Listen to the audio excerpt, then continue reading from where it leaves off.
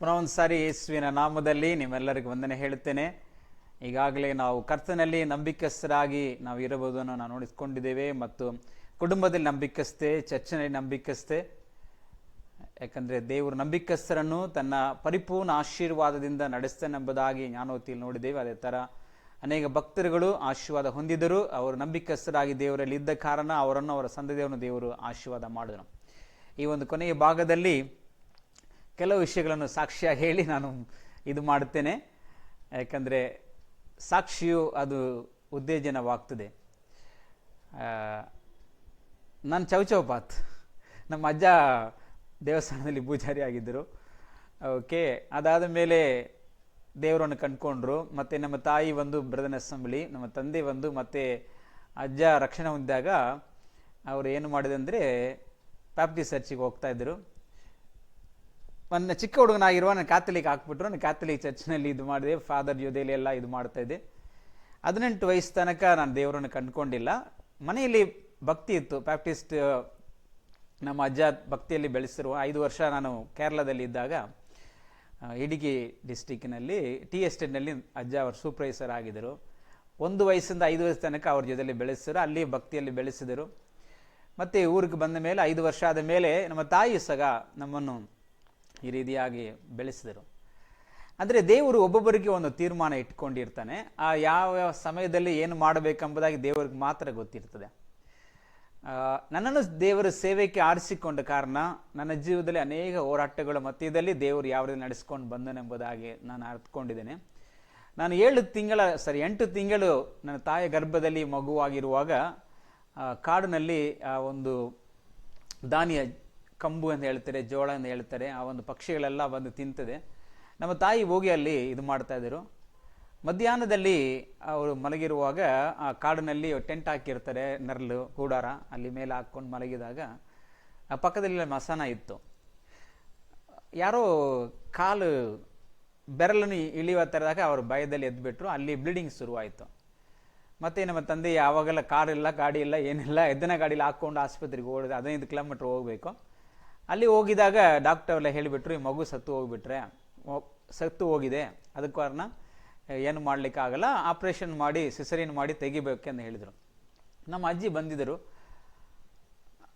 ಅವರು ಟೀ ಎಲೆ, ಕೇರಳದಲ್ಲಿ ಟೀ ಎಸ್ಟೇಟ್ ಕೆಲಸ ಮಾಡುವವರು. ಅಜ್ಜ ಒಂದು ಸೂಪರ್ವೈಸರು. ಅವರು ಏನು ಓದಲಿಕ್ಕೆಲ್ಲ ಎಪ್ಪಟ್ಟು. ಡಾಕ್ಟರ್ ಹತ್ರ ಹೇಳಿದರು, ಡಾಕ್ಟರ್ ಈ ಮಗು ಸತ್ತಿಲ್ಲ, ನೀವು ಆಪ್ರೇಷನ್ ಏನು ಮಾಡಬೇಕಾಗಿಲ್ಲ, ಇದಕ್ಕೆ ನಾರ್ಮಲ್ ಡೆಲಿವರಿ ಮಾಡಿಬಿಡಿ ಎಂದರು. ಅಮ್ಮ, ತಾಯಿ ಸಾಯುವ ಪರಿಸ್ಥಿತಿ ಇದ್ದಲ್ಲೇ ತಾಯಿಗೆ ಇದಾಗ್ತದೆ, ಮಗು ಸತ್ತು ಹೋಗಿದೆ, ಬೇಗ ನಾವು ಇದು ಮಾಡಬೇಕೆಂಬುದಾಗಿ ಇಲ್ಲ ಅಂತ ಹೇಳಿದರು. ಡಾಕ್ಟರ್ ಹೇಳಿದ್ರೆ, ಹಳ್ಳಿ ಗುಬ್ಬಿಯನ್ನು ಹೊರಗೆ ಕಳಿಸಿರಿ, ಇವಳಿಗೇನು ಗೊತ್ತಿಲ್ಲ, ನಾವು ಇಷ್ಟು ಹೇಳ್ತಾ ಇದ್ದೇವೆ ಅಂದ. ಅವ್ರು ಹೇಳಿದ್ರು, ನಮ್ಮ ಮಗು ಸತ್ತರೂ ಪರವಾಗಿಲ್ಲ, ನನ್ನ ಮಗಳು ಸತ್ತರೂ ಪರವಾಗಿಲ್ಲ, ನನಗೆ ಡೆಲಿವರಿ ಮಾಡಿಸಂದ. ಅಲ್ಲಿಯೇ ಮೊಣಕಾಲು ಊರಿ ತಲೆಯಲ್ಲಿ ಮುಸುಕ ಹಾಕ್ಕೊಂಡು ಪ್ರಾರ್ಥನೆ ಮಾಡಿದರು, ದೇವರೇ, ನೀನು ಕೊಟ್ಟ ಮಗು ಅದು ಸತ್ತಿಲ್ಲ, ನೀನು ಇದು ಮಾಡಬೇಕೆಂಬುದಾಗಿ. ಅಲ್ಲಿ ಡಾಕ್ಟ್ರ್ ಇಳ್ಕೊಂಡು ಹೊರಗೆ ಹಾಕಿದ ನರ್ಸ್ಗಳೆಲ್ಲ, ಏನಮ್ಮ ನೀ ಇಲ್ಲಿ ಬಂದು ಇದು ಮಾಡುತ್ತೆ ಎಂಬುದಾಗಿ ಗೌರ್ಮೆಂಟ್ ಆಸ್ಪತ್ರೆಯಲ್ಲಿ. ಕೊನೆಯದಾಗಿ ನಾರ್ಮಲ್ ಡೆಲಿವರಿ ನಮ್ಮ ತಾಯಿಗೆ ಮಾಡಿಸಿದರು. 2-3 ತಾಸುಗಳು ಮಗು ಸತ್ತು ಹೋಗಿದೆ ನೆನೆಸ್ಕೊಂಡಿದ್ರು. ಅದಾದ ಮೇಲೆ ನನಗೆ ಜೀವ ಬಂತು. ಅದು ಹೇಗೆ ಆಯಿತು ಅಂದರೆ, ಎರಡನೇದಾಗಿ ನನ್ನ ತಂಗಿ ಗರ್ಭದಲ್ಲಿರುವಾಗ ಅವ್ರಿಗೆ ದೆವ್ವ ಇಟ್ಕೊಂಡಿತ್ತು. ಪಾಸ್ಟರ್ಗಳ ಪ್ರಾರ್ಥನೆ ಮಾಡಿದರು. ಆವಾಗ ಆ ದೆವ್ವ ಹೇಳಿತ್ತು, ಫಸ್ಟ್ ಮಗು ಹೊಟ್ಟೆಯಲ್ಲಿರುವಾಗಲೇ ನಾನು ಸಾಯಿಸಲಿಕ್ಕೆ ಬಂದೆ, ಅದು ತಪ್ಪಿಸ್ಕೊಂಡಿತ್ತು, ಈ ಮಗುವನ್ನು ನಾನು ಸಾಯಿಸ್ತೇನೆ ಎಂಬುದಾಗಿ ನನ್ನ ತಂಗಿಯನ್ನು ಸಾಯಿಸಲಿಕ್ಕೆ ಅದು ಬಂತು. ಆದರೆ ಅವರು ಪ್ರಾರ್ಥನೆ ಮಾಡಿ ದೆವ್ವವನ್ನು ಓಡಿಸಿದರು. ನಮ್ಮ ತಾಯಿ ಚೆನ್ನಾಗಿ ಆಗಿದ್ರು. ಅದು ಗೊತ್ತಾಯಿತು, ನಾನು ಗರ್ಭದಲ್ಲಿರುವಾಗ ನನ್ನ ಸಾಯಿಸಲಿಕ್ಕೆ ಬಂದಿದ್ದು ಸೈತಾನಂದ. ಮೋಶೆ ಹುಟ್ಟಿದಾಗಲೂ ಸೈತಾನ ಏನಂದರೆ ಮಗುಗಳು ಸಾಯಿಸಿ, ಯೇಸು ಹುಟ್ಟಿದಾಗಲೂ ಸಹ ಸೈತಾನ ಕೆಲಸ ಅದೇ. ಯಾಕಂದರೆ ದೇವರು ಯಾರ ಮೇಲೆ ಒಂದು ಉದ್ದೇಶ ಇಟ್ಕೊಂಡಿರುವಾಗ ಅದನ್ನು ಸೈತಾನಿಗೆ ಗೊತ್ತಾಗ್ತದೆ, ಅವನು ಹೇಗಾದರೂ ಇದು ಮಾಡ್ತಾನೆ ಚಿಕ್ಕದಿಂದಲೇ. ಅದಾದ ಮೇಲೆ 18 ವಯಸ್ಸು ತನಕ ನಾನು ದೇವರನ್ನು ಇದ್ದರೂ ಸಹ ಅಷ್ಟು ಒಂದು ಭಕ್ತಿಯಲ್ಲಿ ಇರಲಿಲ್ಲ. ಒಂದು ದಿನ ಯೂತ್ ಮೀಟಿಂಗ್, ಪಾಸ್ಟ್ ಮೋಗನ್ ಅವರು ಚೆನ್ನೈಯಲ್ಲಿ ಒಂದು ಟೀಚಿಂಗ್ ಇದೆ, ಚೆನ್ನೈಯಲ್ಲಿ ಅವರು ಇದ್ದಾರೆ, ಡಿ ಮೋಗನ್ ಅಂತ. ಅವರು ಮಧುರಕ್ಕೆ ಬಂದಿದ್ದರು ಯೂತ್ ಮೀಟಿಂಗ್. ಅಲ್ಲಿ 1000 ಮಂದಿ ಯೂತ್ ಎಲ್ಲ ಬಂದಿರು, ಯವನ ಮಕ್ಕಳ, ತಮಿಳ್ನಾಡು ಫುಲ್ಲು ಎಲ್ಲ ಸಭೆಗಳಿಗೆ, AG ಚರ್ಚ್ಗಳಿಂದ ಎಲ್ಲ ಯವನ ಮಕ್ಕಳು ಬಂದಿದ್ದರು. ಆವಾಗ ನಮ್ಮ ಚಿಕ್ಕಪ್ಪ ದೊಡ್ಡಪ್ಪ ನಮ್ಮನ್ನು ಕರೆದ್ರು. ಅವರು ದೇವರು ನಂಬ್ಕೊಂಡಿದ್ದರು. ನಾನು ಕ್ಯಾಥಲಿಕ್ ಚರ್ಚಿಗೆ ಹೋಗ್ತಾ ಇದ್ದೆ, ಮತ್ತು ಈ ಕಡೆ ಹೋಗ್ತಾ ಆ ಕಡೆ ಎಲ್ಲ ನನಗೆ ಅಷ್ಟೇನು ದೇವರಲ್ಲಿ ಇರಲಿಲ್ಲ. ಒಂದು ದಿವಸ ಕರೆದ್ರು. ಅವ್ರು ಹೇಳಿದ್ರು, ಮಧುರೆ ನಮ್ಮ ಹಳ್ಳಿಯಿಂದ ಒಂದು 80 ಕಿಲೋಮೀಟ್ರ್ ದೂರ, 100 ಕಿಲೋಮೀಟ್ರು, ಅದು ಒಂದು ಟೂರಿಸ್ಟ್ ಪ್ಲೇಸು, ನಾವು ಹೋಗಿ ನೋಡೋಣ ಅಂದ. ನಾವು ಮೀಟಿಂಗ್ಗೋಸ್ಕರ ಹೋಗಿಲ್ಲ. ಫಸ್ಟ್ ಡೇ ಸೆಕ್ಷನ್ನಲ್ಲಿ ಫಾಸ್ಟ್ ಮೋಗನ್ ಅವರು ಪ್ರಸಂಗ ಮಾಡ್ತಾಯಿದ್ರು. ಡಿ ಮೋಗನ್ ಚೆನ್ನೈಲಿದ್ದಾರೆ. ಅವರು ಪ್ರಸಂಗ ಮಾಡುವಾಗ ಅವ್ರ ಕೈ ತೋರಿಸಿ 1000 ಮಂದಿ ಕೂತ್ಕೊಂಡಿದ್ದೇವೆ ನಾವು ಗ್ರೌಂಡಲ್ಲಿ, ಪಂಡಾಲ್ ಹಾಕಿದರು. ಯವನಸ್ಸೆ ನೀನು ಪಾಪ ಮಾಡ್ತಾ ಇದ್ದೆ, ದೇವರು ನೋಡ್ತಾ ಅಂದು ಅವರೆಲ್ಲ ವಾಕ್ಯ ಕೊಟ್ಟರು. ಆ ವಾಕ್ಯ ನೇರವಾಗಿ ನನಗೆ ಮಾತಾಡುವ ಥರ ಇತ್ತು. ಏನಿದು ನನ್ನನ್ನು ನೋಡಿ ತೋರಿಸ್ತಾ ಇದ್ದಾರಲ್ಲ ಅಂದ. ಮತ್ತೆ ನಾನು ಹೋಗಿ, ನನಗೆ ರೂಮ್ಗೆಲ್ಲ ಕೊಟ್ಟಿದ್ದಾರಲ್ಲ ಎಲ್ಲರೂ, ಅಲ್ಲಿ ಮೀಟಿಂಗ್ ಎದ್ದುಬಿಟ್ಟು ನಾನು ಅಲ್ಲಿ ಕೂತ್ಕೊಳ್ಳಿಕ್ಕೆ ಆಗಲ್ಲ, ಹೋಗಿ ಹತ್ಕೊಂಡು ಬಂದೆ. ದೇವರೇ ನಾನು ಸಮರ್ಪಿಸ್ಕೊಡ್ತೇನೆ ಎಂಬುದಾಗಿ. ನಾನು ಹೋಗಿದ್ದೆ ಟೂರ್ ಪ್ಲೇಸು, ಏನೋ ಎಂಜಾಯ್ ಮಾಡಲಿಕ್ಕೆ ಹೋಗಿದೆ. ಕರ್ತ ನನ್ನ ಮುಟ್ಟಿದ. ಜನವರಿ ತಿಂಗಳಿನಲ್ಲಿ ದೇವನನ್ನು ಮುಟ್ಟಿದನು. 86ನಲ್ಲಿ, 86ನಲ್ಲಿ. ಅವಾಗ ನನಗೆ 18 ವಯಸ್ಸಾಗಿ 19 ವಯಸ್ಸು ಹೆಜ್ಜೆ ಇಡುವ ಟೈಮ್ನಲ್ಲಿ. ಆ ಸಮಯದಲ್ಲಿ ದೇವರನ್ನು ಕಂಡುಕೊಂಡ ಮೇಲೆ ಮಾರ್ಚ್ನಲ್ಲಿ ದೇವರನ್ನು ಒಂದಿಗೆ ಮಾತಾಡಿದ, ಏಪ್ರಿಲ್ನಲ್ಲಿ 2 ಸಾರಿ ಮಾತಾಡಿದ. ನಾನು ಸೇವೆಗೆ ಬಂದೆ. 6 ವರ್ಷ ಕಾಲಗಳು ನಾನು ಸೇವೆ ಮಾಡ್ತಾಯಿದ್ದೆ. ಕನ್ಯಾಕುಮಾರಿಯಿಂದ ಚೆನ್ನೈ ತನಕ ಎಲ್ಲ ಡಿಸ್ಟಿಕ್ಗಳಿಗೆ ಹೋಗಿ ಸುವಾರ್ತಿಗನಾಗಿ ಸೇವೆ ಮಾಡ್ತಾಯಿದ್ದೆ. ಮತ್ತು ಬೈಬಲ್ ಕಾಲೇಜಿಗೆ ಓದಬೇಕೆಂಬ ಆಸೆ ಬಂದಾಗ ನಾನು ಕೊಯಮತ್ತೂರಿನಲ್ಲಿ ಬೈಬಲ್ ಕಾಲೇಜಿಗೆ ಹೋಗಿದೆ. ಅಲ್ಲಿ CTH ಮಾತ್ರ ಮಾಡಿದೆ, ಏನೋ BTH ಡಿಪ್ಲೊಮಾ ಏನು ಮಾಡಿಲ್ಲ. ಆವಾಗ ಉಡುಪಿಯಿಂದ ಫಾಸ್ಟ್ ಗೋಪಿ ಚರ್ಚಿಯಿಂದ ಜಾನ್ಸನ್ ಬ್ರದರ್ ಅಲ್ಲಿಗೆ ಬಂದಿದ್ದರು. ಅವರು ನನ್ನನ್ನು ಪ್ರಾರ್ಥನೆಯೆಲ್ಲ ನೋಡಿಬಿಟ್ಟು ಅಲ್ಲಿ ಕರ್ನಾಟಕ ಸೇವೆಗೆ ಬರ್ತೆ ಅಂತ ಹೇಳಿದೆ. ತಮಿಳ್ನಾಡಿನಲ್ಲಿ ಹುಟ್ಟಿದ್ದೇನಪ್ಪ, ನನಗೆ ತಮಿಳು ಮಾತ್ರ ಬರ್ತದೆ, ಯಾವುದೇ ಭಾಷೆ ಬರುವುದಿಲ್ಲ ತಮಿಳು ಬಿಟ್ಟರೆ ಅಂದ ಹೇಳಿದೆ. ಇಲ್ಲ, ನೀನು ಪ್ರಾರ್ಥನೆ ಮಾಡಿ ಅಂದ. ಆವಾಗ ಒಂದು ನನ್ನನ್ನು ಕರೆದರು. ಡಿಸೆಂಬರ್ನಲ್ಲಿ ಅಲ್ಲಿ ಆಂಟನಿ ಬ್ರದರ್ ಒಬ್ಬರು ಇದ್ದರು, ಅವರ ಮದುವೆ. ನಮಗೆ ಬೈಬಲ್ ಕಾಲೇಜಲ್ಲಿ ಡಿಸೆಂಬರು 15ನೇ ತಾರೀಕು ಮಾತ್ರ ರಜೆ ಕೊಡ್ತಾರೆ. ಅದರಿಂದ 15 ದಿನ. ಅದು ಮುಂಚಿತವಾಗಿ ಮನೆಯಲ್ಲಿ ಯಾರ ತಾಯಿ ತಂದೆಗೆ ನಮ್ಮ ಆಯುಷ್ಯಲ್ಲಿ ಮಾತ್ರ ಕಳಿಸ್ತಾರೆ, ಇಲ್ಲ ಕಳಿಸೋದಿಲ್ಲ. ಇವನಿಗೆ ಮದುವೆ ಹೋಗಬೇಕಾಯ್ತು ಜಾನ್ಸನಿಗೆ. ಆವಾಗ ಹೇಳಿದ, ನಾನು ಹೋಗ್ತೀನಿ ಬರ್ತೆ ಅಂದ. ನಮಗೆ ಎಲ್ಲಿ ರಜೆ ಕೊಡ್ತಾರಪ್ಪ, ನೀ 10ನೇ ತಾರೀಕು ಮದುವೆ ಅಲ್ಲಿದೆ, ನಾನು 5 ದಿನ ಇದೆ. ಆವಾಗ ಒಂದು ಎದೆಯಲ್ಲಿ ಒಂದು ನೋವು ಬಂತು. ನಾನು ತುಂಬ ಸುಸ್ತಾಗಿ ಮಲಗಿಬಿಟ್ಟಿದ್ದೇನೆ. ಇದಾಯಿತು. ಮತ್ತು ಟೀನ್ ಬಂದು ಹೇಳಿದರು, ಪಾಲ್ ನಿನ್ನ ಮನೆಗೆ ಹೋಗ್ಬೋದಂದ. ಸರಿ ಅಂದ. ನನ್ನನ್ನು ಆವತ್ತು ಟೀನ್ ಕಳಿಸಿದರು. ನಾವು ಇಬ್ಬರು ಸತ್ಯಮಂಗಲ ಮೈಸೂರು ಬಸ್ ಹತ್ತಿ ಬರ್ತಾ ಇದ್ದೇವೆ. ಸತ್ಯಮಂಗಲ ಬಂದು ಅವನ ತೊಡೆಯಲ್ಲಿ ಮಲ್ಕೊಂಡು ಬಂದೆ. ನಾ ರಾಂಗ್ ತಪ್ಪು ಮಾಡ್ತಾ ಇದ್ದೇನೆ, ಮನೆಗೆ ಹೋಗಬೇಕಾಯಿತು, ಈಗ ಏನಾಗ್ತದೋ ಎಂದ. ಏನಾಗಲ್ಲ, ದೇವ್ರ ಜೊತೆಯಲ್ಲಿ ಇರ್ತಾನೆ ಬಾ ಅಂತ ಹೇಳಿದರು. ಸತ್ಯಮಂಗಲ ಪಾಡ್ರ್ ಕ್ರಾಸ್ ಆಗಿದ ಕೊಳ್ಳೆ ಅದು ಎದೇನೋ ಎಲ್ಲ ಹೋಯ್ತು. ನನ್ನ ಎಲ್ಲ ಮುಟ್ಟಿ ನೋಡಿ ಏನಾಗಿಲ್ಲ. ಡಿಸೆಂಬರ್ನಲ್ಲಿ ಉಡುಪಿಗೆ ಹೋಗಿದೆ, ಅಲ್ಲಿ ಎಲ್ಲ ಇದು ಮಾಡಿದೆ. ಮತ್ತು ಮಾರ್ಚ್ನಲ್ಲಿ ನೆಕ್ಸ್ಟ್ ಇಯರ್ 92ನಲ್ಲಿ ಬೈಬಲ್ ಕಾಲೇಜ್ ಆದ ಮೇಲೆ ಸ್ಯಾಮ್ ಅವ್ರನ್ನ ಭೇಟಿ ಮಾಡಿದೆ. ಅವರು ಬಂದಾಗ ನನ್ನ ನೋಡಿಬಿಟ್ಟು ಚಿಕ್ಕ ಹುಡುಗನಾಗಿದ್ದೆ. ಅವಾಗ ಜಾನ್ಸನ್ ಹತ್ರ ಹೇಳಿದ್ರು, ಇವನು ಏನು ಸೇವೆ ಮಾಡುತ್ತೇನೆ, ಮಲಯಾಳಂ ಹೇಳ್ತಾ ಇದ್ರು. ಈ ಪುಳ್ಳಿ ಹೆಂಗೆ ಹಂಗೆ ಎಲ್ಲ ಮಲಯಾಳದಲ್ಲಿ ಮಾತಾಡ್ಕೊಂಡು ಅರ್ಧ ಕೇಳಿಸ್ಕೊಂಡಿತ್ತು. ಸರಿ ಅಂದರೆ ತಮಿಳ್ನಾಡಿಗೆ ಇಮಿಡಿಯೇಟ್ಲಿ ವಾಪಸ್ಸು ಹೋಗಿದೆ. ಮತ್ತು ಜೂನಿಂದ ಲೆಟ್ರ್ ಬರೆದನು ಜಾನ್ಸನ್, ಪಾಲ್ ಫಾಸ್ಟ್ ಬರಲಿಕ್ಕೆ ಹೇಳಿದ್ದಾರೆ, ನೀನು ಉಡುಪಿಗೆ ಬಾ, ಫಾಸ್ಟ್ ಗೋಪಿ ಒಪ್ಕೊಂಡಿದ್ದಾರೆ ಅಂದ. ನಾನು ನೇರ ಅಲ್ಲಿಗೆ ಉಡುಪಿಗೆ ಹೋಗಿದೆ. ಅದು ಒಂದು ದೊಡ್ಡ ಒಂದು ಸಾಕ್ಷಿಯು. ಅಲ್ಲಿ ಹೋಗಬೇಕಾದ್ರೆ ಆವಾಗ 175 ರೂಪಾಯಿ ಬಸ್ಸು. ಕನ್ಯಾಕುಮಾರಿಯಿಂದ ಬಂದು ಅಲ್ಲಿಂದ ಕೇರಳ ಟ್ರೈನ್ ಹತ್ತಿ ಬರಬೇಕು. ನನ್ನ ಕೈನಲ್ಲಿ ₹1 ದುಡ್ಡಿಲ್ಲ. ಲೆಟ್ರ್ ಬಂದಿದೆ, ನಾನು ಎಲ್ಲಿ ಹೋಗೋದೆಂಬುದಾಗಿ. ದೇವರ ಚಿತ್ತ ಇದ್ದರೆ ದುಡ್ಡು ಕೊಡಲ್ಲ, ನಾನು ಹೋಗಲ್ಲ ಅಂದ. ಆವಾಗ ನನ್ನ ತಂಗಿಯೊಂದಿಗೆ ದೇವರು ಮಾತಾಡಿದೆ, ತಾಲಿಯನ್ನು ಮಾರಿ ಒಂದು ಸೇವಕರು ಕೊಡಿ ಅಂದ. ನಾನು ಪ್ರಾರ್ಥನೆ ಮಾಡುತ್ತೆ, ತಾಲಿ ಕೊಟ್ಟರು. ಅವಳು 350 ರೂಪಾಯಿಗೆ ಮಾರಿ, ನಾನು 250 ರೂಪಾಯಿಗೆ ತಕ್ಕೊಂಡು 100 ನೀನೇ ಇಟ್ಕೊಂಬಂದು ಕೊಟ್ಬಿಟ್ಟು, ನನಗೆ 150 ರೂಪಾಯಿ ಬಸ್ಸಿಗೆ ಸಾಕು, ಉಳಿದು ಏನೋ ಒಂದು 250 ಇಟ್ಕೊಳ್ತೇನೆ ನಾನು ತಗೊಂಡು ಬಂದೆ. ಉಡುಪಿಗೆ ಬಂದು ಅಲ್ಲಿ ಸೇವೆ ಮಾಡ್ತಾಯಿದ್ದೆ. ದೇವರ ಒಂದು ಚಿತ್ತಕ್ಕೆ ಅನುಸಾರವಾಗಿ ಉಷಾ ಅವರು ಸಾಕ್ಷಿ ಹೇಳಿದ ಹಾಗೆ ಅಲ್ಲಿ 1 ವರ್ಷ ಕಾಲ 92 ಜೂನಿಂದ 93 ಜೂನ್ ತನಕ ಅಲ್ಲಿ ಸೇವೆ ಮಾಡಿದೆ. ಮತ್ತು 3 ತಿಂಗಳು ಶಿವಮೊಗ್ಗದಲ್ಲಿ ಸೇವೆ ಮಾಡಿದೆ. ಅದಾದ ಮೇಲೆ ಪಾಸ್ಟರ್ ಪೊನ್ನಚ್ಚನ್ ಇದ್ದರು, ಅವರೀಗ ಮಂಗಳೂರಿನಲ್ಲಿ GFEಗೆ ಹೋಗ್ಬಿಟ್ರು. ಮತ್ತು ಸಿಂಧಿಯಪ್ಪನ್ ಪಾಸ್ಟರ್ ಚರ್ಚ್ ಸ್ಟಾರ್ಟ್ ಮಾಡಿದಾಗ 93ನಲ್ಲಿ ಹುಬ್ಳಿಯಲ್ಲಿ ಅವರು ಕುದ್ರೆಮುಖಿಯಿಂದ ಅಲ್ಲಿ ಹೋಗಿ ಸೇವೆ ಮಾಡಿದರು. ಅವ್ರ ಜೊತೆಲಿ 3 ತಿಂಗಳು ಸೇವೆ ಮಾಡಿ ಡಿಸೆಂಬರ್ನಲ್ಲಿ 93ನಲ್ಲಿ ಮತ್ತೆ ಉಡುಪಿಗೆ ಬಂದಾಗ ಪಾಸ್ಟರ್ ಸಾಮ್ ಅಲ್ಲಿ ಬಂದಿದ್ದರು. ಮತ್ತು ಪೊನ್ನಚ್ಚನ್ ಅವ್ರ ಜೊತೆಲಿರುವಾಗ ಸಹ ಅಲ್ಲಿ ಒಂದು ಭೇಟಿ ಮಾಡಿದರು. ನನ್ನ ನೋಡಿದ ಕೂಡಲೇ, ನೀನು ಉಡುಪಿಯಲ್ಲಿ ಇರಬೇಡ, ನನಗೆ ಬ್ಯಾಂಗ್ಳೂರಿಗೆ ಬರಬೇಕು, ಟೀಮಿಗೆ ನೀನು ಬರಬೇಕು, ನಾವು ಟೀಮ್ ಮಾಡ್ತಾ ಇದ್ದೇವೆ ಅಂತ ಹೇಳಿದರು. ಸರಿ, ಫಾಸ್ಟ್ ಗೋಬಿ ಅವ್ರಿಗೆ ಹೇಳಿ ಅಂತ ಹೇಳಿದ್ದೇವೆ. ಮತ್ತೆ ಎಲ್ಲ ಮಾತಾಡಿದ್ದೇವೆ. ಆವಾಗ ಬಂದು ಹೇಳಿದರು ಒಂದು ಮಾತು, ವಾಟ್ ಇಸ್ ಯುವರ್ ನೇಮ್ ಅಂತ ಕೇಳಿದರು. ಪೌಲ್ ರಾಜ್ ಎಂದು ಹೇಳಿದೆ. ಹೌ ಓಲ್ಡ್ ಆರ್ ಯು ಅಂತ ಕೇಳಿದಾಗ ನನಗೆ ಗೊತ್ತಿಲ್ಲ. ಹೌ ಅಂದರೆ ಹೇಗೆ, ಓಲ್ಡ್ ಅಂದರೆ ಮುದುಕ, ಯು ಅಂದರೆ ನೀನು ಹೇಗೆ ಮುದುಕ. ಈಗ ಹೌ ಓಲ್ಡ್ ಆರ್ ಯು ಯಾಕೆ ನನ್ನ ವಯಸ್ಸು ಎಷ್ಟೆಂದು ಕೇಳಿದಾಗ ನನಗೆ ಗೊತ್ತಾಗಿರಲಿಲ್ಲ. ಪೊನ್ನಚಂದ್ ಹೇಳಿದರು ಪಾಸ್ಟ್, ಅವ್ರ ವಯಸ್ಸು ಕೇಳ್ತಾರಪ್ಪ ಅಂದ. ಸರಿ, ನಮ್ಮ ಮೊಬೈಲ್ ಹೋಗಿ ಹತ್ಕೊಂಡು, ದೇವರೇನು ಕನ್ನಡನೂ ಬರ್ತಾ ಇಲ್ಲ, ಇಂಗ್ಲೀಷು ಬರ್ತಾ ಇಲ್ಲ, ನನಗೆ ಏನು ಸೇವೆ ಮಾಡಲಿ ಅಂತ ಅಲ್ಲಿ ಶಿವಮೊಗ್ಗದಲ್ಲಿ ಮಾಡಿ ಮೇಲೆ ಕೂತ್ಕೊಂಡು ಹತ್ಕೊಂಡಿದೆ. ಇವರು ಬೇರೆ ಇನ್ನೂ ಬ್ಯಾಂಗ್ಳೂರು ಕರೀತಾ ಇದ್ದಾರೆ, ಇನ್ನು ಎಲ್ಲಿ ಹೋಗೋದಂದ. ಹೇಗೋ 94ನಲ್ಲಿ ಜನವರಿಯಲ್ಲಿ ಬಂದೆ. ಆವಾಗ 3 ತಿಂಗಳು ನಾವು ಟೀಮ್ ಆಗಿ ಸೇವೆ ಮಾಡಿದೆ, ಒಂದು 6 ತಿಂಗಳು. ಫಸ್ಟ್ ಮ್ಯಾಥ್ಯೂ ಮಂಗಳೂರಿನಲ್ಲಿ ಮತ್ತು ಎಲ್ಲ ಶೆಲ್ಲಿ ಎಲ್ಲ 5 ಮಂದಿ ಇದ್ದೇವೆ. ಫಸ್ಟ್ ಸುಂದರ್ ಜೊತೆಯಲ್ಲಿ ಇರುವಾಗ ಅವರು ಒಂದು ದಿವಸ ಕೋಲಾರಿಗೆ ಕರ್ಕೊಂಡು ಬಂದರು. ಆವತ್ತು ಜನವರಿನಲ್ಲಿ ಫಸ್ಟ್ 1 ಮಂತ್ ಪಾಸ್ಟ್ ಸುಂದರ್ ಜೊತೆಯಲ್ಲಿ, ಪಾಸ್ಟ್ 2nd ಫೆಬ್ರವರಿಯಲ್ಲಿ ಪಾಸ್ಟ್ ವಿಕ್ಟರ್ ಜೊತೆಯಲ್ಲಿ, ಮಾರ್ಚ್ನಲ್ಲಿ ಮತ್ತು ಪಾಸ್ಟ್ ಸನ್ನಿ ಎಂಬುದಾಗಿ ಮಲಯಾಳ ಚರ್ಚಿನ ಮಾಡಿದ್ರು. ಅವ್ರ ಜೊತೆಯಲ್ಲಿ 3 ತಿಂಗಳು ನಾವು ಟೀಮ್ ಆಗಿ ಸೇವೆ ಮಾಡಿದೆವು ಬ್ಯಾಂಗ್ಳೂರಿನಲ್ಲಿ. ಅವಾಗ ಇವರು ಕರೆದ್ರು, ಪಾಲ್ ನನ್ನ ಜೊತೆಲಿ ಬಾ ಅಂದ. ಅವರು ಹೀರೋ ಪುಕ್ನಲ್ಲಿ ಚಿಕ್ಕ ಗಾಡಿ, ಅವ್ರ ಜೊತೆಲಿ ಗಾಡೀಲಿ ಹೋಗ್ಬೇಕಾದ್ರೆ ಭಯ. ಅಷ್ಟು ಚಿಕ್ಕ ಹೀರೋ ಪುಕ್ ಆದರೂ ವಿಷಂದ ವಿಸಿಲು ಹೊಡ್ಕೊಂಡು ಬರ್ತಾರೆ. ಚಳಿ ಜನವರಿಯಲ್ಲಿ ಗಾಡಿಯಲ್ಲಿ ಇಲ್ಲಿ ಕೋಲಾರಿಂದ ಜರ್ಕಿನೆಲ್ಲ ಏನೆಲ್ಲ ರಾತ್ರಿ ಪ್ರೇಯರ್ ಮುಗಿಸ್ಕೊಂಡು ಹೋಗಿದ್ದ ನಂತರ ನನಗೊಂದು ಭಾರ ಬಂತು, ಯಾಕೆ ಕೋಲಾರ್ನಲ್ಲಿ ನಾವು ಸೇವೆ ಮಾಡಬಾರ್ದಂದ. 6 ತಿಂಗಳು ನಾನು ಪ್ರಾರ್ಥನೆ ಮಾಡಿದ್ದೇವೆ, ಕನ್ಫರ್ಮ್ ಮಾಡಬೇಕು ಏನೆಂಬುದಾಗಿ. ಅದಾದ ಮೇಲೆ ಪಾಸ್ಟ್ ಗೋಬಿಸಗ ಪ್ರಾರ್ಥನೆ ಮಾಡಿದರು. ಆದಮೇಲೆ ನಾನು ಸಮರ್ಪಿಸಿಕೊಟ್ಟೆ ಚರ್ಚಿಗೆ ಸೇವೆಗೋಸ್ಕರ. ಉಷಾ ಅವರು ಹೇಳಿದಾಗೆ, ನಾನು ಉಡುಪಿನಲ್ಲಿ ಇರುವಾಗಲೇ ದೇವರು, ನಮ್ಮ ಉಷಾ ಅವರು ಉಡುಪಿನಲ್ಲಿ ಇದ್ದರು. ಅದು ಫಿಕ್ಸ್ ಆಗಿದೆ ದೇವರಲ್ಲಿ, ನನ್ನಲ್ಲಿ ಫಿಕ್ಸ್ ಆಗಿರಲಿಲ್ಲ. ಯಾಕಂದರೆ ನನಗೆ ಮಲಯಾಳಿ ಇಷ್ಟ ಇಲ್ಲ. ಯಾಕಂದರೆ ನಮ್ಮ ಅಂಗಲ್ ಮಲಯಾಳಿ ಕೇರಳದಲ್ಲಿ ಮದುವೆ ಆಗಿದಾಗ ಅದು ತುಂಬ ಫ್ಯಾಮಿಲಿ ಪ್ರಾಬ್ಲಮ್ ಆಗಿ, ಅವಳು ಸುಯಿಸೈಡ್ ಆಗಿ ಎಲ್ಲ ಸತ್ಯನ ಕಣ್ಣಿಂದ ನೋಡಿದೆ. ಅವರು ಸತ್ತರು, ಮಕ್ಕಳೆಲ್ಲ ಅನಾಥರ ಆಗಿದ್ದರು, 3-4 ಮಕ್ಕಳು. ಈ ಮಲಯಾಳಿಸ್ ಬೇಡ ಅಂದ ನನಗೆ. ಮಲಯಾಳಿಸೇ ಅಂದರೆ ಅದನ್ನೆಲ್ಲ ಮಲಯಾಳಿಸ್ ಬೇಡ, ತಮಿಳೇನು ಸಿಕ್ಕಿದ್ರೆ ಎಲ್ಲ ನೋಡೋಣ, ಕನ್ನಡದಲ್ಲಿ ಯಾರು ಸಿಕ್ಕಿದ್ರೆ ಮದುವೆ ಮಾಡುವ, ಅವ್ರು ಹೆಂಗಿದ್ದಾರೆ ನೋಡೋಣ ಅಂದ ನಾನು ಪ್ರಾರ್ಥನೆ ಮಾಡ್ತಾ ಇದ್ದೆ.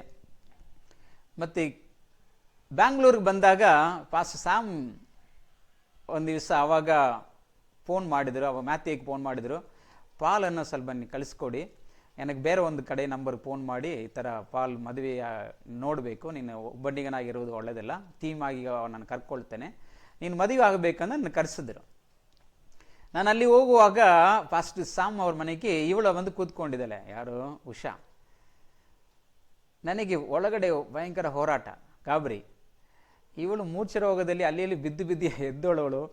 ಇವಳನ್ನು ಮದುವೆ ಮಾಡಿಕೊಂಡು ನಾನು ಹೇಗೆ ಕೋಲಾರ್ನಲ್ಲಿ, ಅದು ಟಫ್ ಪ್ಲೇಸು, ಹೆಂಗೆ ಸೇವೆ ಮಾಡುವುದೆಂಬುದಾಗಿ ಇದು ಮಾಡಿದೆ. ಮತ್ತು ನಾನು ಇಲ್ಲಿ ಭಾನುವಾರ ಫೋನ್ ಬಂದಾಗಲೇ ಬೆಳಿಗ್ಗೆ ನಾನು ಭಾನುವಾರ ಪ್ರಾರ್ಥನೆ ಮಾಡುವಾಗ ಸಮಯದಲ್ಲಿ ದೇವರು ಹೇಳಿದ, ಇದು ನಿನಗೋಸ್ಕರ ಸಿದ್ಧವಾಗಿದ್ದ ಒಂದು ಹುಡುಗಿ, ನೀನು ಬೇಡ ಅಂತ ಹೇಳಬಾರ್ದು, ಅದು ನಿನಗೋಸ್ಕರ ಸಿದ್ಧ ಮಾಡಿದ್ದೇನೆ ಅಂದಿರು. ನಾನು ಇಲ್ಲಿ ಹೋಗುವಾಗ ನಾನು ಹೇಳಿ, ದೇವರು ನೀನು ಮಾತಾಡಿದ, ಸೈತಾನು ಮಾಡಿದ, ನನ್ನ ಮನಸ್ಸಲ್ಲಿ ಏನೇ ಎನಿಸುವಿಕೆ ಬಂತ, ಈ ಹುಡುಗಿಯನ್ನು ನನಗೆ ಸಿದ್ಧ ಮಾಡಿದೆ ಎಂಬುದಾಗಿ ಅಲ್ಲಿ ಸಾಮ್ ಪಾಸ್ಟರ್ ಮನೆಯಲ್ಲಿ ಗಾಬರಿ ಅಂದರೆ ಗಾಬರಿ. ಮತ್ತು ಪಾಸ್ಟರ್ ಹತ್ರ ಹೇಳಿ 1 ವೀಕ್ ಟೈಮ್ ಕೊಡಿ ಅಂತ ಹೇಳ್ಬಿಟ್ಟು ನಾನು ಬಂದುಬಿಟ್ಟೆ. ಮತ್ತು 1 ವಾರ ದೇವರ ಹತ್ರ ಚೇಂಜ್ ಮಾಡಲಿಕ್ಕೆ ಹೇಳ್ತೇನೆ ಪ್ಲ್ಯಾನನ್ನು, ದೇವರೇ ಈ ಮದುವೆ ಪ್ಲ್ಯಾನ್ ಸ್ವಲ್ಪ ಚೇಂಜ್ ಮಾಡಿಬಿಡಿ ಸ್ವಾಮಿ, ಯಾಕೆಂದರೆ ಈ ಹುಡುಗಿ ಇದನ್ನು ಸೇವೆ ಮಾಡಲಿಕ್ಕೆ ಆಗಲ್ಲ ಅಂತ. ಮತ್ತು ನಾನು ಹೇಳಿದೆ ಅಂದೇಳ. ಮತ್ತು ಸಾಮ್ ಹತ್ರ ಹೋಗಿ ಹೇಳಿದೆ, ಪಾಸ್ಟರ್ ಒಪ್ಕೊಳ್ಳಿದನ. ಮತ್ತೆ ಹೇಳಿದ್ರೆ, ಇನ್ನೂ 1 ವಾರ ಟೈಮ್ ಕೊಡ್ತೇನೆ, ಯಾಕಂದರೆ ಈ ಹುಡುಗಿ ಮದುವೆ ಮಾಡಿಸ್ಕೊಟ್ಟು ನನಗೆ ತಲೆ ಮೇಲೆ ಹಾಕ್ಬಿಟ್ಟಿದ್ರಂತ ಹೇಳಬಾರ್ದಂತ. ಮತ್ತೆ 1 ವೀಕ್ ಟೈಮ್ ಕೊಟ್ಟರು, ಪ್ರಾರ್ಥನೆ ಮಾಡಿದೆ, ನಾವು ಮದುವೆ ಆಯಿತು. ಅವ್ರು ಹೇಳಿದಾಗೆ ನಮ್ಮ ತಮ್ಮ ಮನೆಯವರು ಬಂದರು, ಅವ್ರ ಮನೆಯವರು ಬಂದರು, ಮದುವೆ ಆಯಿತು. ನನ್ನ ಕೈನಲ್ಲಿ ₹1 ಇಲ್ಲ ನಿಜವಾಗಿಯೂ. ಆವಾಗ 25,000 ಮದುವೆ ಹಾಕಿ, 26,000, 27,000, ಈಗೆಲ್ಲ ಲಕ್ಷಗಳಾಗ್ತದೆ. ನನ್ನ ಕೈಯಿಂದ ₹1 ಇಲ್ಲ. ಸಾಮ್, ಸಿಂಧಿಯಪ್ಪನ್, ಮೆನಾಸಿಸ್, ಪಾಸ್ಟ್ ಗೋಪಿ ಅವರೆಲ್ಲರೂ ನನ್ನ ಮದುವೆಗೆ ಇದು ಮಾಡಿದರು. ನನಗೆ ಒಂದು ತಂದೆಯಾಗಿ ಅದು ಇನ್ನೂ ಮರೆಯಲಿಕ್ಕೆ ಆಗೋದಿಲ್ಲ. ನನಗೆ ಮದುವೆಯಾಗಿ 95ನಲ್ಲಿ ಜನವರಿಯಲ್ಲಿ ಮದುವೆ ಆಗಿದ್ದು. ಇವತ್ತು 2021, ಎಷ್ಟು ವರ್ಷ ಆಗಿದೆ? 26 ವರ್ಷ ಆಗಿದೆ. ಅವರು ಮದುವೆಗೆ ನನಗೆ ಕೊಟ್ಟ ಬಿಲ್ಲು ನನ್ನ ಹತ್ರ ಇದೆ. ಹಾಲಕ್ಕೆ ಎಷ್ಟು, ಡೆಕೋರೇಷನ್ಗೆ ಎಷ್ಟು, ಅದು ನನ್ನ ಮಕ್ಕಳಿಗೆ ತೋರಿಸ್ತಾನೆ. ಇದು ನಿಮ್ಮ ಫಾದರ್, ನಿಮ್ಮ ಅಜ್ಜ ಅವರು ನನಗೆ ಈ ಥರ ಮಾಡಿದರು, ಅವ್ರಿಗೋಸ್ಕರ ಪ್ರಾರ್ಥನೆ ಮಾಡಬೇಕೆಂಬುದಾಗಿ. ಆ ರೀತಿಯಾಗಿ ಒಂದು ಆತ್ಮೀಗ ತಂದೆಯು, ಯಾಕಂದರೆ ₹1 ಇಲ್ಲದ ಸಮಯದಲ್ಲಿ ಕಷ್ಟ. ನನಗೆ ₹26,000 ಸಾಮ್ ಇದು ಮಾಡಿ ನನ್ನನ್ನು ಕಾರಲ್ಲಿ ಬ್ಯಾಂಗ್ಳೂರಿಂದ ಕಳಿಸ್ಕೊಟ್ರು. ಅಂದ ಒಂದು ತಂದೆಯನ್ನು ಕಳ್ಕೊಂಡಿದ್ದೆ ನಾನು. ಒಂದು ತಿಂಗಳು ನಿದ್ರೆ ಮಾಡಿಲ್ಲ. ಇಂದ ಒಂದು ತಂದೆ ಹಾಕಿದ್ದು ಹೇಗೆ ತಗೊಂಡು ಸ್ವಾಮಿಯಿಂದ. ಲಾಸ್ಟ್ ಸೆಪ್ಟೆಂಬರ್ನಲ್ಲಿ ಅವ್ರ ಜೊತೆಯಲ್ಲಿ 15 ದಿನ ಹಾಸ್ಟೆಲ್ನಲ್ಲಿ ಇದ್ದೇನೆ. ಕಾಯಿಲೆ ಬಂದಾಗ ಪಾಲ್ ಬಂದ್ಬಿಡು ನಾನು ನೋಡ್ಕೊಳ್ತೀನಂದ. ಅದೆಲ್ಲ 15 ದಿನ ಅವ್ರ ಜೊತೆಲಿ ಇದ್ದಿದ್ದು ಆ ಕ್ಯಾಂಪಸ್ ಒಳಗೆ ಅವರು ದೇಹವನ್ನು ನೋಡಿಬಿಟ್ಟು ಆಗಿಲ್ಲ ಅಂದ ತಂದೆ ಕಳ್ಕೊಂಡಿದ್ದೀವಿ. ಲಾಸ್ಟಿಗೆ ನಾವು ಇಲ್ಲಿ ಸೇವೆಯನ್ನು ಪ್ರಾರಂಭಿಸಿದಾಗ ಮದುವೆ ಆಗಿದ ಮೇಲೆ ಉಷಾ ಅವ್ರಿಗೆ ಹೇಳಿದಾಗೆ ಆವಾಗ ಹಿಂದೂ ಮುಸ್ಲಿಂ ಕಲಾಟೆಲ್ಲ ಮುಗಿದು 90ನಲ್ಲೆಲ್ಲ ತುಂಬ ಕಲಾಟ ಆಯಿತು. ಕರ್ಫ್ಯೂ 6 ಗಂಟೆಗೆ ಮೇಲೆ ಹೋಗ್ಲಿಕ್ಕೆ ಆಗಲ್ಲ. ನಮ್ಮ ಓನರ್ಗೆ ಅವರು ಕಂಪ್ಲೇಂಟ್ ಮಾಡುವುದು, ಈ ಹುಡುಗರು ಏನು ಇದು ಮದುವೆ ಆಗಿ ಬಂದಿದ್ದಾರೆ, ಈಗ ರಾತ್ರಿ 8 ಗಂಟೆಗೆಲ್ಲ ಬರ್ತಾರೆ ಅಂತ ಆ ಏರಿಯಾದ ಜನವರು ಓನರ್ಗೆ ಹೇಳಿದ್ರು. ಅಪ್ಪ ಈ ಥರ ಕರ್ಫ್ಯೂ ಇದೆ, ನೀವು ಆ ಥರ ಓಡಾಡ್ತೀವಿ. ಯಾಕಂದ್ರೆ ನಾವು ಸ್ವಾರ್ಥಿ ಕರಪತ್ರ ಡೈಲಿ ನಾವು ಕರಪತ್ರ ಕೊಡ್ತಾ 6 ತಿಂಗಳು ಒಂದು ಟೆಂಪೋ ಫುಲ್ ಕರಪತ್ರ ತಕೊಂಡು ಹೋಗಿ ಗಂಡ ಹೆಂಡತಿ ಹಂಚೋದು, ಕೋಲಾರ ಫುಲ್ ಹಂಚ್ತಾ ಇದ್ದೇವೆ. ಅವಾಗ ಒಂದು ದಿವಸ ರಾತ್ರಿಯಲ್ಲಿ ನಾವು ಬರ್ತಾ ಇದ್ದೇವೆ, ನಡ್ಕೊಂಡು ಬರ್ತೇವೆ. ಅವಾಗ ಏನಿಲ್ಲ, ನಮಗೆ ಗಾಡಿ ಇಲ್ಲ, ಏನಿಲ್ಲ. 5 ವರ್ಷ ಗಾಡಿ ಇಲ್ಲದೆ ನಡ್ಕೊಂಡು ಓಡಾಡ್ತಾ ಇದ್ದೇವೆ, ಸೇವೆ ಮಾಡ್ತಾ ಇದ್ದೇವೆ. ಸೈಕಲ್ ಒಂದಿತ್ತು, ಸುಂದರ್ ಪಾಸ್ಟ್ ಹತ್ರ ಇತ್ತು, ತೊಗೊಂಡು ಬಂದೆ. ಲೇಡೀಸ್ ಸೈಕಲ್ ಒಂದು, ಅದನ್ನ ಇಟ್ಕೊಂಡು ಎಲ್ಲಿಯಾದರೂ ಹೋಗ್ಬೇಕಾದ್ರೆ ಅದು ಮಾಡ್ತಾ ಇರ್ತೇವೆ. ಒಂದು ರಾತ್ರಿಯಲ್ಲಿ ನಾವು ಸೇವೆ ಮುಗಿಸ್ಕೊಂಡು ಬರುವಾಗ 4 ಮಂದಿ ಬಂದರು, ಗಂಡಸರು, ಹುಡುಗರು. ನಾವು ಬರುವಾಗ ಡಿವೈಡ್ ಆಗಿದ್ದರು, ಈ ಕಡೆ ಇಬ್ಬರು, ಈ ಕಡೆ ಇಬ್ಬರು. ನಾನು ನನ್ನ ಹೆಂಡತಿ ಉಷಾವು ಮಧ್ಯದಲ್ಲಿ ಸೇರ್ಕೊಂಡಿದ್ದೆ. ಅವಳ ಕಡೆ ಇರುವ ಒಬ್ಬನು ಅವಳ ಸೊಂಡೆಯಲ್ಲಿ ಹಿಂಗೆ ಹಿಡಿದು ಅವಳು ಅಯ್ಯೋ ಅಂತ ಕೇಳಿದ್ರೆ ಹಿಂದಿರುಗಿದ್ದು ನೋಡಿದರೆ ಅವರು ಇದು ಮಾಡಿದರು. ನಾವು ರಾತ್ರಿ ಬಂದು ದೇವರೆಲ್ಲ ಹತ್ಕೊಂಡಿದ್ವಿ. ದೇವರಿಗೆ ಕರ್ಫ್ಯೂ ಆಗಲ್ಲ, ಪೊಲೀಸ್ ಇಲ್ಲ, ಏನಿಲ್ಲ, ಲೈಟ್ ಇಲ್ಲ, ಎಲ್ಲ ಅಲ್ಲ. ನಾನೆಲ್ಲ 26 ವರ್ಷ ಹಿಂದೆ ಅವಾಗ ಹತ್ಕೊಂಡು ದೇವರೇ ಅವ್ರು 4 ಮಂದಿ ಏನಾದರೂ ಮಾಡಿದ್ರು ನಾನು ಒಬ್ಬನ ಏನು ಮಾಡ್ಲಿಕ್ಕಾಗಲ್ಲ, ಬಟ್ ದೇವರೇ ನಿನ್ನ ಸೇವೆ ಮಾಡ್ಲಿಕ್ಕೆ ಹೋಗ್ತೀವಿ ಅಂದ. ಆ ಥರ 2 ಸಾರಿ ಒಂದು ಘಟನೆಗಳಾಯಿತು. ಬಟ್ ಎಲ್ಲ ಸಮಯದಲ್ಲಿ ದೇವರು ನಮ್ಮನ್ನು ಕಾಯ್ದನು, ಎಲ್ಲ ಸಮಯದಲ್ಲಿ ದೇವರು ಕಾಯ್ದನು. ಯಾಕಂದರೆ ಒಂದು ಕಠಿಣವಾದ ಅನುಭವದಲ್ಲಿ ನಾವು ಆ ಸಮಯದಲ್ಲಿ ಬಂದೇವೆ. ನಾನು ಎನ್ಸ್ಕೊಂಡು ದೇವರು ಯಾಕಪ್ಪ ಇಂಥ ಒಂದು ಪಟ್ಟಣದಲ್ಲಿ ನಮ್ಮ ಮೇಲೆ ಮಾತ್ರ, ಯಾಕಂದರೆ ನಾವು ಲೇಟಾಗಿ ಬರ್ತೇವೆ, ಕರ್ಫ್ಯೂ ಯಾರು ಇರುವುದಿಲ್ಲ, ಸೇವೆ ಮಾಡಬೇಕಾ ಬೇಡವಾ ಆ ರೀತಿಯಾದ ಅನುಭವದಲ್ಲಿ ಆ 2 ಘಟನೆ ಆದ ಮೇಲೆ ದೇವರು ಇದಾಗಿಲ್ಲ, ನಮ್ಮನ್ನು ಕಾಯ್ದು ನಡೆಸ್ಕೊಂಡು ಬಂದಿದ್ದಾನೆ. ಯಾಕಂದರೆ ಅದಾದ ಮೇಲೆ ನಮ್ಮ ಕುಟುಂಬ ಜೀವನದಲ್ಲಿ ದೇವರು ಮಾಡಿದ ಅದ್ಭುತಗಳು, ಅದು ಮಹತ್ಕಾರ್ಯಗಳು, ಅದು ವರ್ಣಿಸಲು ಅಸಾಧ್ಯ. ನಾವು ಸೇವೆಗೆ ಬಂದಾಗ 5 ವರ್ಷ ಕಾಲ ಸೇವೆ ತುಂಬ ಚೆನ್ನಾಗಿ ನಡೆಯಿತು, ತುಂಬ ಚೆನ್ನಾಗಿ ನಡೆಯಿತು. 80ರಿಂದ 85 ಮಂದಿ ಬಂದರು. 10,000 ರೂಪಾಯಿ ಆವಾಗಲೇ ದಸಮ ಕಾಣಿಕೆ ಬಂತು. ಸಾಮಿಗೆ ಹೇಳಿದೆ, ನಮಗೆ 2,500 ಬಾಡಿಗೆ, ಮನೆ ಬಾಡಿಗೆ, 1,000 ಬಾಡಿಗೆ, ನಮಗೆ ಅಷ್ಟೇ ಸಾಕು, 2,500 ರೂಪಾಯಿ ಸಂಬಳ, 4,000. ನಮಗೆ ಇನ್ನೂ ಬ್ಯಾಂಗ್ಳೂರಿಂದ ಬೇಡ, ನೀವು ಸೆಲ್ಫ್ ಸಪೋರ್ಟ್. ನಾನು ಬರೆದು ಲೆಟ್ರ್ ಕಳಿಸಿದ ಆಫೀಸಿಗೆ, ಅವರು ಒಪ್ಕೊಂಡ್ರು, ನಿಲ್ಲಿಸ್ಬಿಟ್ರು. ಆವಾಗ ನಮಗೆ 2 ಮಕ್ಕಳು ಹುಟ್ಟಿದರು. ನನ್ನ ಉಷಾ ಹೇಳಿದಾಗೆ ನನ್ನ ಹೆಂಡತಿ ನನ್ನ ಮದುವೆ ಮಾಡ್ಕೊಂಡು ಬಂದಾಗ ಅವಳು ಈ ಜನವರಿಯಲ್ಲಿ ಮದುವೆ ಆಯಿತು, ಮಾರ್ಚ್ನಲ್ಲಿ ಒಂದು ಘಟನೆ ಆಯಿತು. ಚರ್ಚ್ನಲ್ಲಿ ಒಬ್ಬ ಹುಡುಗ ಏನೋ ಒಂದು ಹುಡುಗಿ ವಿಷಯದ ನಮ್ಮ ಜೊತೆಯಲ್ಲಿದ್ದ ಸೇವೆಗೆ ಬಂದವನು ಪಾಸಾಮ್ ಕಳಿಸ್ಕೊಟ್ಟಿದ್ರು. ಅವನು ಸ್ವಲ್ಪ ಏನೋ ಹುಡುಗಿ ವಿಷಯದಲ್ಲಿ ಪ್ರಾಬ್ಲಮ್ ಮಾಡಿಕೊಂಡನು. ರಾತ್ರಿಯಲ್ಲಿ ಬಂದು ನನ್ನನ್ನು ಅಲ್ಲಿ ಇದ್ಕೊಂಡು ಹೊರಗೆ ಕರೆಸಿದ್ರು. ನೋಡಿ ನಾವು ಹೊಡೆದು ಬಿಡ್ತೀವಿ, ಹಂಗೆ ಬಿಡ್ತೀವಿ, ಹಿಂಗೆ ಬಿಡ್ತೀವಿ ಎಲ್ಲ ಇದು ಮಾಡಿದರು. ನನ್ನ ಹೆಂಡತಿ ಒಳಗಡೆ ಮಲ್ಕೊಂಡಿದ್ದಾಳೆ, ಇದು ಕೇಳಿಸ್ಕೊಂಡಿದ್ದಾಳೆ. ರಾತ್ರಿ 11 ಗಂಟೆ 12 ಗಂಟೆ ನಾನು ಬಾಗಿಲು ತೆರೆದು ಹೋಗ್ತೇನೆ. ಇದು ಕೇಳಿ ಅವ್ರು ಥಿಂಕ್ ಆಗಿ ಅಲ್ಲಿಯೇ ಮೂರ್ಛೆರೋಗ ಆಗಿಬಿಟ್ಟಿತ್ತು. ನನ್ನ ಮದುವೆ ಆಗಿ 3 ತಿಂಗಳಾಗಿದೆ. ಫಸ್ಟ್ ಟೈಮ್ ಅವಳು ಮೂರ್ಛೆರೋಗ ನೋಡಿದ ಅಷ್ಟೇ, ಕೇಳಿಸ್ದೇನೆ ಆಗ್ತದಂದ. ಫಸ್ಟ್ ಟೈಮ್ ಅವಳು ಮೂರ್ಛೆರೋಗದಲ್ಲಿ ಒದ್ದಾಡುವುದು, ಬಾಯಿಯಿಂದ ನೊರೆ ಬರುವುದು ಎಲ್ಲ ನೋಡೋ ಭಯ, ನಾವೊಂಥರ ಆಯಿತು. ದೇವರೇ ಏನಂದ, ಅದೇ ನನ್ನ ಕಣ್ಣಲ್ಲಿ ಕಣ್ಣೀರು ಸುರಿತಾ ಇತ್ತು. ಬಟ್ ಒಂದೇ ಒಂದು ಮಾತು ಹೇಳ್ತಾ ಇದ್ದೆ, ದೇವರೇ thank you Jesus, thank you Jesus. ನಾನು ಏನು ಮಾಡಬೇಕಂದೇ ಗೊತ್ತಿಲ್ಲ, ನೀರು ಕೊಡುವುದಾ, ಅದು ಮಾಡುವುದಾ, ಯಾಕಂದರೆ ನಾನು ಅದರಿಂದ ಅಭ್ಯಾಸ ಇಲ್ಲ. ಮತ್ತು ನನಗೆ ಹೇಳಿದರು, ನಾನು ಯಾವ ಕಡೆದ ಹಂಗಾರೆ ಲೆಫ್ಟ್ ಸೈಡ್ ನಾನು ತಿರುಗಿಸ್ಬಿಡು, ಅದು ಸ್ವಲ್ಪ ಬೇಗ ನಿಂತಿದ್ರೆ. ಅವಳು ನನಗೆ ಹೇಳಿಕೊಟ್ಲು. ಅವಾಗ ನನಗೆ ತುಂಬ ಇದಾಯಿತು. ದೇವರೇ ಯಾವ ರೀತಿಯಲ್ಲಿ ನಾವು ರಾತ್ರಿಯೆಲ್ಲ ಸೇವೆಗೆ ಹೋಗಿ ಬರ್ತಾ ಇದ್ದೇವೆ, 3 ತಿಂಗಳಾಗಿದೆ, ನಾವು ಏನು ಮಾಡ್ಬೋದೆಂಬುದ ಪ್ರಾರ್ಥನೆ ಮಾಡಲಿಕ್ಕೆ ಪ್ರಾರಂಭಿಸ್ತೇವೆ. ಅದಾದ ಮೇಲೆ 1 ವರ್ಷ ಆದ ಮೇಲೆ ನನ್ನ ಮಗಳು ಗರ್ಭಿಣಿ ಆಗಿದ್ದಳು. ಅವಳು 3 ತಿಂಗಳು ಗರ್ಭಿಣಿ ಆಗಿದ್ದಳು. 3 ತಿಂಗಳು ಮಗು ಇದ್ದಾಗ ಇದ್ದರು. ಒಂದು ಸಾರಿ ಟಾಯ್ಲೆಟ್ ಒಳಗೆ ಹೋಗಿದ್ದಳು, ಟಾಯ್ಲೆಟ್ನಲ್ಲಿ ಬಿದ್ದು ಹೋಗಿಬಿಟ್ಲು. ಭಾನುವಾರ ಆರಾಧನೆ ಮುಗಿಸ್ಕೊಂಡು ಬಂದಿದ್ದೇವೆ. ಒಂದು ಸ್ಕೂಲಲ್ಲಿ ಪ್ರೇಯರ್ ನಡೆಸ್ತಾ ಇದ್ದೇವೆ. ನಮ್ಮ ಮನೆಯಲ್ಲಿ ಪ್ರತಿ ಭಾನುವಾರ ಅಡಿಗೆ ಆಗ್ತಾ ಇತ್ತು. ಒಂದು 10 ಮಂದಿ ಬರ್ತಾ ಇದ್ರು, ಊಟ ಮಾಡ್ತಾ ಹೋಗ್ತಾ ಇದ್ರು. ಇವಳು ಟಾಯ್ಲೆಟ್ ಒಳಗೆ ಬಿದ್ದಿದ್ದಾರೆ. ಇಮಿಡಿಯೇಟ್ಲಿ ನಾನು ಎಲ್ಲರೂ ಹೊರಗೆ ಹೋಗಿರಿ ಅಂದ ಬಾಗಿಲು ಮುಚ್ಚಿಬಿಟ್ಟು, ಬಾಗಿಲು ಒಳಗಡೆ ತಳ್ಳಿ ಓಪನ್ ಮಾಡಬೇಕು. ಅವಳು ಬಾಗಿಲು ಮುಚ್ಚಿಲ್ಲ, ಒಳ್ಳೆದಾಯಿತು. ನಾನು ಹೇಳಿದ ಬಾಗಿಲು ಮುಚ್ಚಬೇಡ ನೀ ಯಾವಾಗಲೂ ಅಂದ. ಈಗ ಅವಳು ಒಳಗೆ ತಳ್ಳಿದರೆ ಚಿಕ್ಕ ಟಾಯ್ಲೆಟು, ತಳ್ಳಿದರೆ ಒಳಗಡೆ ಅವಳು ಜಾಮ್ ಆಗ್ತಾಳೆ. ಒಳಗಡೆ ಒದ್ದಾಡ್ತಾ ಇದ್ದಾಳೆ. ಅವಳು ಸೌಂಡ್ ಮಾಡಿದನು ಗೊತ್ತಾಯಿತು, ಅವಳು ಬಿದ್ದಿದ್ದಾಳಂದ. ನಾನು ಓಡಿ ಹೋಗಿಬಿಟ್ಟು ಬಲದಲ್ಲಿ ಬಾಗಿಲು ಇಳಿದೆ 10-12 ಸ್ಕುರುಗಳು ಕಿತ್ಕೊಂಡು ಬಂತು. ಹೇಗೆ ಬಂತು? ದೇವರಿಗೆ ಸಿಂಸೋನ ಕೊಟ್ಟ ಬಲ ಕೊಟ್ಟ, ಕಿತ್ತು ಹಿಂಗೆ ಒಳಗಡೆ ಇಳಿದೆ ಬಂತು. ಮತ್ತೆ ಕಾರ್ಪೆಂಟರ್ ತಗೊಂಡು ಮತ್ತೆ ಫಿಕ್ಸ್ ಮಾಡಿದೆ. ಅದು ಹೇಗೆ ನನಗೆ ಆ ಶಕ್ತಿ ಯಾವಾಗ ಬಂತು? ಅವಳ ಒದ್ಕೊಂಡು ಬಂದು ಹಾಸಿಗೆಲ್ಲ ಹಾಕಿ ಡ್ರೆಸ್ ಎಲ್ಲ ಮತ್ತೆ ಚೇಂಜ್ ಮಾಡಿ, ಅದಾದ ಮೇಲೆ ಎಲ್ಲ ವಿಶ್ವಾಸಿಗಳು ಬಂದರು. ಅವರು ಕೇಳಿದ್ರು, ಹೊಟ್ಟೆಯಲ್ಲಿ ಮಗು ಇಟ್ಕೊಂಡು ಪಾಸ್ಟರ್ ಏನು ಯಾಕೆ ಇದಂದು ಹೇಳಿದರು. ನಾನು ಹೇಳಿದೆ, ಇದೇ ಸೇವೆ, ದೇವರು ಕೊಟ್ಟಿದ್ದು, ನಾನು ಏನು ಮಾಡಲಿಕ್ಕೆ ಆಗೋದಿಲ್ಲ, ಇವಳ ಜೊತೆಯಲ್ಲಿ ಸೇವೆ ಮಾಡಬೇಕೆಂಬುದಾಗಿ. ನನ್ನ ಮಗಳು ಹುಟ್ಟಿದಾಗ 3 ತಿಂಗಳು ನಮ್ಮ ತಾಯಿ ಡೆಲಿವರಿ ಮಾಡಲಿಕ್ಕೆ ಬಂದಿದ್ದರು. 3 ತಿಂಗಳು ಅವಳು ಹಾಲು ಕೊಡ್ತಾ ಇದ್ದರು.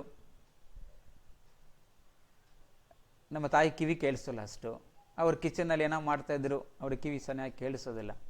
ನಾನು ಆ ಸಮಯದಲ್ಲಿ ಸೈಕಲ್ ಹೋಗ್ಬಿಟ್ಟು ಬಂದು ಬಾಗಿಲು ತೆರೆಗ್ತಾ ಇದ್ದೇನೆ, ಅಲ್ಲಿ ಸೌಂಡ್ ಬಂತು. ಸೌಂಡ್ ಬಂದು ನನಗೆ ಗೊತ್ತಾಗ್ತೀವಿ ಅವನು ಏನಾಗಿದೆ ಅಂದ. ಕಾಲು ಒಳಗಡೆ ನನ್ನ ಮಗಳು, ದೊಡ್ಡ ಮಗಳು ಸಿಕ್ಕಾಕೊಂಡ್ಲು, ಒದ್ದಾಡ್ತಾ ಇದ್ದಾಳೆ. ಆ ಮಗುವನ್ನು ತೆಗೆದು ಸೈಡ್ಗೆ ಹಾಕಿಬಿಟ್ಟು ಪ್ರಾರ್ಥನೆ ಮಾಡಿದೆ, ದೇವರೇ ಏನು ಸ್ವಾಮಿ ಈ ಮಗು ನೀನು ಕೊಟ್ಟಿದ್ದು ಹೇಗೆ ಅಂದ.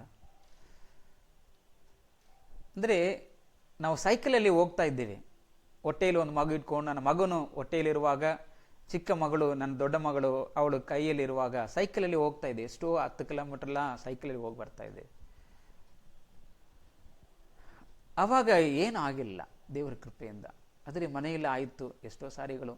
ಚಿಂತಾಮಣಿಲಿ ಒಂದು ಸಾರಿ ಸೇವೆ ಮುಗಿಸ್ಕೊಂಡು ನಾ ಬರುವಾಗ ಅಲ್ಲಿ ಒಂದು ಸಾರಿ ಅವಳು ಪ್ರಾರ್ಥನೆ ಮಾಡಿ ಹೊರಡುವಾಗ ಅಲ್ಲಿ ಬಿದ್ದು ಹೋಗಿಬಿಟ್ಲು. ಗಾಡಿಯಲ್ಲಿ ನಿಲ್ಲಿಸ್ಬಿಟ್ಟು ಮತ್ತೆ ಬಸ್ಸಲ್ಲಿ ಕರ್ಕೊಂಡು ಬಂದು ಮತ್ತು ನೆಕ್ಸ್ಟ್ ಡೇ ಹೋಗಿ ನನ್ನ ಗಾಡಿಯಲ್ಲಿ ತೊಗೊಂಡು ಬಂದೆ. ದುಬೈ ಚರ್ಚಿನ ನನಗೆ ಗಾಡಿ ಕೊಟ್ಟರು, MIT ಒಂದು. ಆವಾಗ 5 ವರ್ಷ ಕಾಲಗಳು ಸೈಕಲಲ್ಲಿ ಓಡಾಡ್ತಾ ಇದ್ದೇವೆ.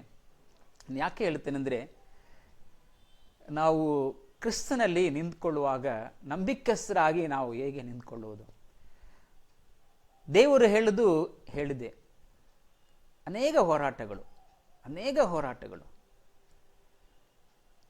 ನನ್ನ ಮಗನು ಹುಟ್ಟಿದಾಗ ಸಭೆಯಲ್ಲಿ 80 ಮಂದಿ 10,000 ಜನರು ಬರ್ತಾ ಇದ್ರು.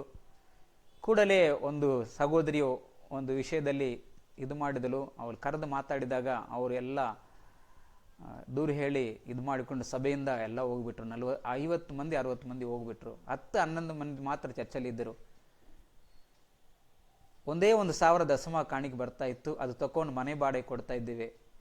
2 ಮಕ್ಕಳು, ಚಿಕ್ಕ ಪುಟಾಣಿ ಮಕ್ಕಳು. ನಾವು ಊಟ ಮಾಡಬೇಕಾದ್ರೆ ಕಾಯ್ತಾ ಇದ್ದೇವೆ. ಆವಾಗ 10 ಪೈಸೆ 20 ಪೈಸೆ ಮಕ್ಕಳು ಸೇರಿಸಿ ತಗೊಂಡು ಯಾರು ರಾಗಿ ಕೊಟ್ಟರೆ ಅದನ್ನು ತಗೊಂಡು ಬಂದು ಕೊಡ್ತಾ. ಅವ್ರು ಕುಡಿಯಲ್ಲ. ನನ್ನ ಮಗನ 1 ವಯಸ್ಸು ಮಗು, 1 ರೂಪಾಯಿ ಹಾಲಕ್ಕಿಲ್ಲದೆ ನಾವು ಎಷ್ಟು ಹತ್ಕೊಂಡಿದ್ದೇವೆ. ಫಸ್ಟ್ ದೇವರಾಜ್ ಬಂದು ನನ್ನ ತುಂಬ ಬೈದು ಬಿಟ್ಟರು. ನೀನು ಸತ್ತರ ಪರವಾಗಿಲ್ಲ, ಮಕ್ಕಳೆಲ್ಲ ಸಾಯಿಸ್ತಾ ಇದ್ದಾರೆ, ಸಾಮತ್ರ ಹೋಗಿ ಕೇಳಬಾರ್ದು ಆ ದುಡ್ಡನ್ನು ಒಂದು ಸ್ವಲ್ಪ ಸಪೋರ್ಟ್ ಮಾಡಲಿಕ್ಕೆ.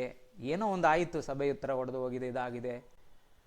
ನಾನು ಹೇಳಿದೆ, ದೇವರು ನನ್ನ ಕರೆದರೆ ಅವನು ಒದಗಿಸ್ಕೊಳ್ಳಿ, ಇಲ್ಲಾದರೆ ನಾನು ಕೇಳಲಿಕ್ಕೆ ಹೋಗೋದಿಲ್ಲ. ಸಾಮ್ ಕೊಡ್ತಾರೆ, ಅವ್ರದ್ದು ಒಳ್ಳೆ ಆತ್ಮೀಯ ತಂದೆ, ಬಟ್ ನನಗಿಷ್ಟ ಅಲ್ಲ. ನಾನು ದೇವರು ಕರೆದರೆ ಕೊಡಲಿ ಎಂಬುದಾಗಿ 10 ವರ್ಷ ಕಾಲಗಳು ಆ ಒಂದು ಇದರಲ್ಲಿ ಒಂದು ಅಂದವಾಗಿ ನಾವು ಹೋಗ್ತಾ ಇದ್ದೇವೆ.